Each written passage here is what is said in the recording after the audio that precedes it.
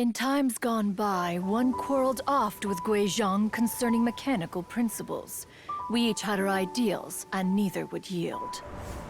Under the pretext of a social gathering, one invited the impartial Rex Lapis to judge the quality of our creations.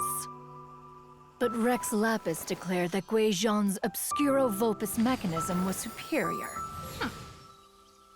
Though one was too proud to acknowledge it, in one's heart, one knew that Gui Zhang was indeed the superior talent in the mechanical arts. As for the story between Gui Zhang and Streetward Rambler, that begins with a certain bell. In Gui Zhang's opinion, while mechanisms were no substitute for human composers, they were yet capable of producing simple but fine melodies. But Streetward Rambler believed music to be an expression of the soul, an emotional enterprise that could never hope to be replicated by machinery. They argued endlessly, until one asked Rex Lapis to intercede. He confiscated the bell and designated it for ceremonial use.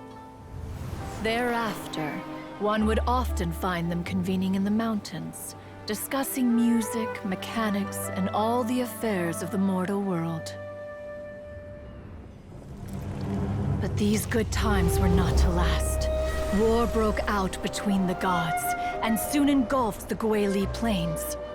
Gui Zhang was overpowered by the enemy, and fell in battle. When Streetwood Rambler and I arrived at the scene at long last, all that remained among the ruins was her lifeless body.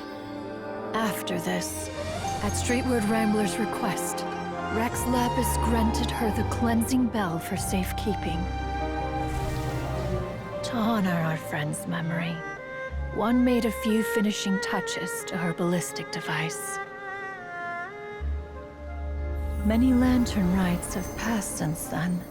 Many greetings and goodbyes. Upon what do you gaze? The Guili Plains? No. It's everything.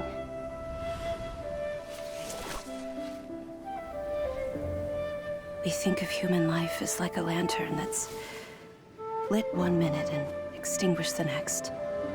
But are we Adepti so different?